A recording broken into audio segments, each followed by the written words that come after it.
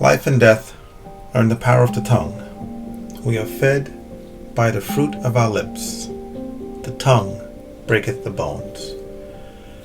These are all verses from the Bible, the Torah, the Tanakh. What's it saying? Basically that words are powerful. Words can do damage. Words can fulfill you. In teaching, an excellent instructor has to understand the power of words and how to use words skillfully.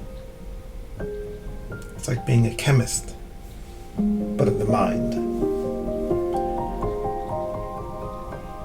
One should never use words like try, because trying emphasizes that it's difficult. And subconsciously, trying states that it's not happening.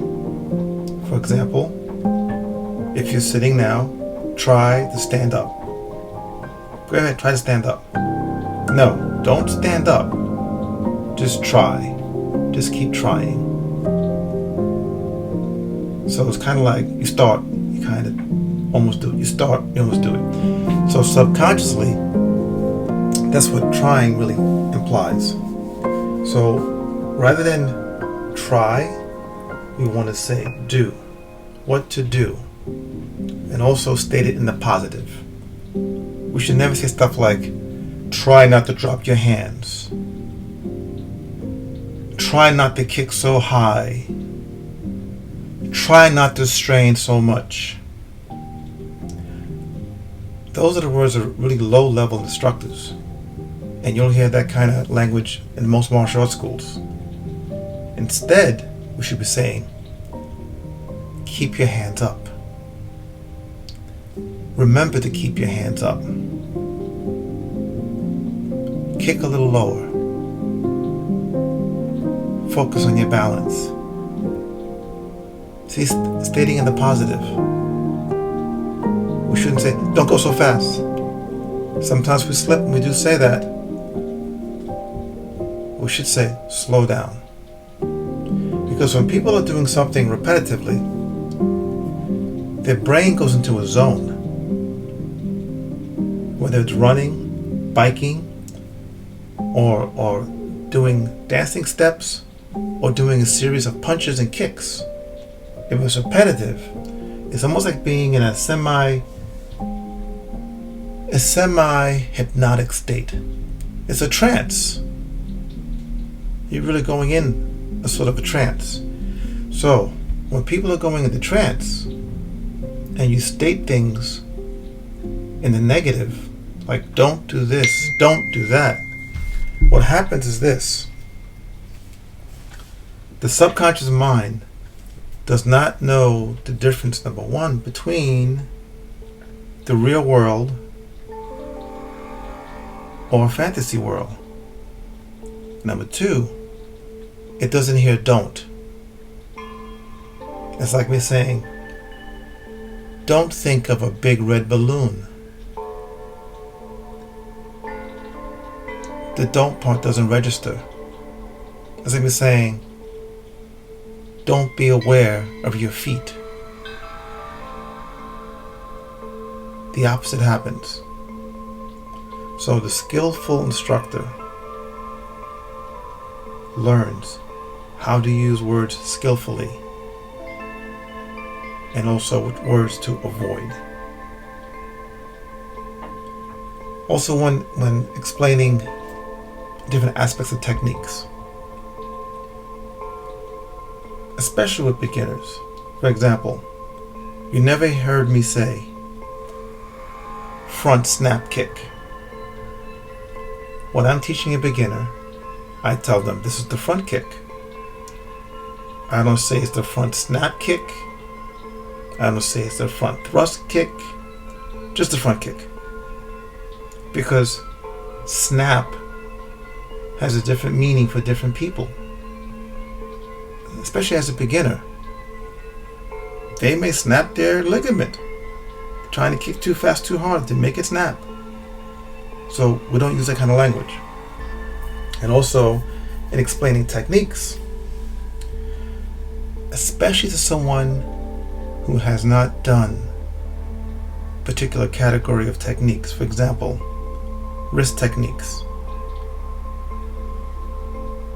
I don't really say wrist lock. And I also don't explain when I'm talking to someone about Hapkido who has no idea, never seen a class sometimes, never doesn't know anything about it, right? I only saw maybe a warm-up. I don't say stuff like, oh yes, and there's a lot of wrist locking and wrist dislocation and breaking techniques. That is a red flag for any normal person. It's like, whoa, wait a minute. What am I getting myself into? So, we don't use that kind of language.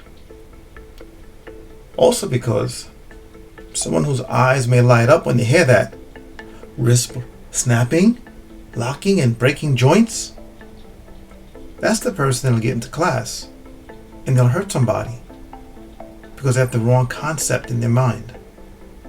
So we have to be very careful how we explain, how we speak about what we do. Even something like break fall. Break, fall. Think about that. There are two words that give off red signals in the brain.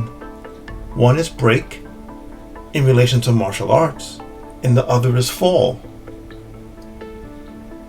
So many times people have come interested in martial arts, interested in self-defense, and for very good reasons too.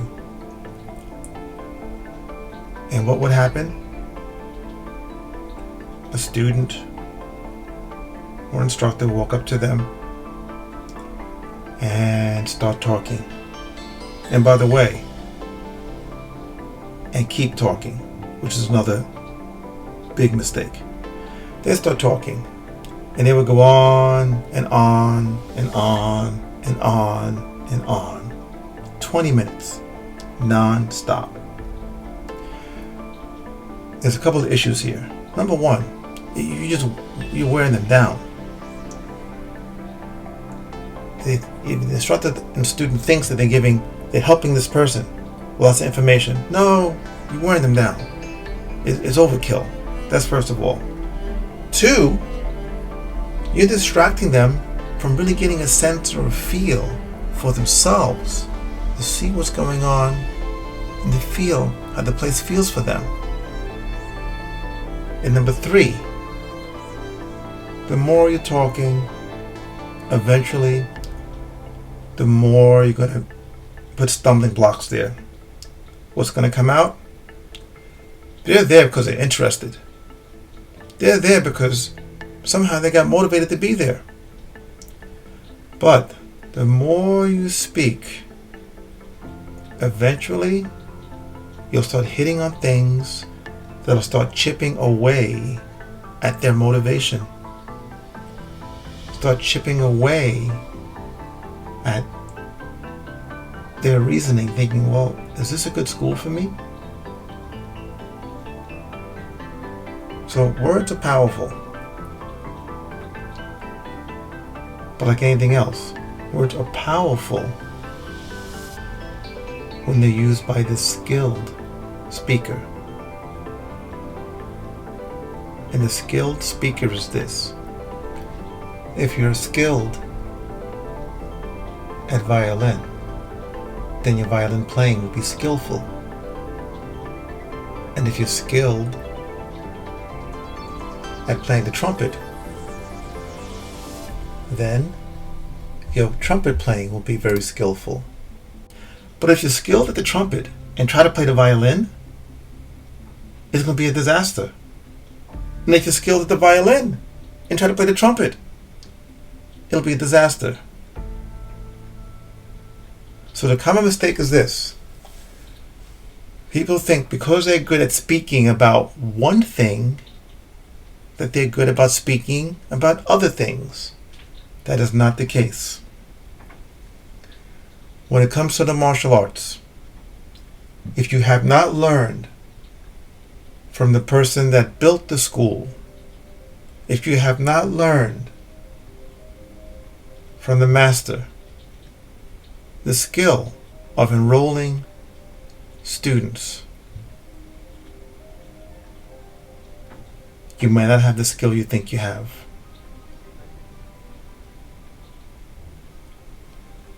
And very often, those are the members that actually drive students away. So when we speak to people about our martial arts, we have to be very careful, number one. And number two, we cannot speak so much, because nothing will replace their experience. But your description of what it's about may be the one thing that stops them from reaching or getting to the point where they can have their own personal experience. The best thing one can do to enroll a student is to simply smile and say hello, and then keep it moving. The next best thing is to smile and say hello and say, if you need anything or have any questions, feel free to flag me down or just ask anyone here. Nothing will create more magic than a beautiful smile, an open heart, and a warm welcoming. This is enrollment. Signing up, signing papers, that's not enrollment. Enrollment is this: when their experience of the dojan or their experience of you says to themselves, says to their mind, their heart, and their gut feeling, this is the right place for me. I need to be here. I want more of this in my life. I want to be a part of this. That's enrollment. Not until they're enrolled will anyone sign up anyway. It's enrollment that causes people to sign up. And it's staying enrolled that keeps people re-signing, renewing, and continuing on their martial arts journey. Now, understand that everyone cannot be enrolled, because everyone does not come for the same reasons, and many even come for the wrong reasons. But to be an excellent instructor, to be a top 10 instructor, and to become a master, you must master enrollment. Every time you teach, every time you speak, you must master the art of enrollment by actions, but also by your non-actions, by your words, and also by your non-words, meaning without even speaking. For example, when certain individuals walk into the room, let's take Chunksum Dominique for example. When she walks into a room, she commands respect without saying anything. Notice, I did not say demand respect. I said command respect. When someone demands respect, they're usually using words or some show of force, or a combination of both. When someone commands respect,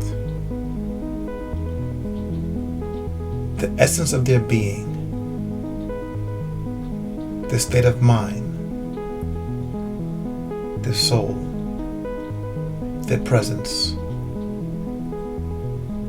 speaks for itself. They needn't say anything. That is commanding respect. So you can't enroll people the same way. Just with your presence, the essence of your being, without saying much of anything. Simply smiling. That is mastery.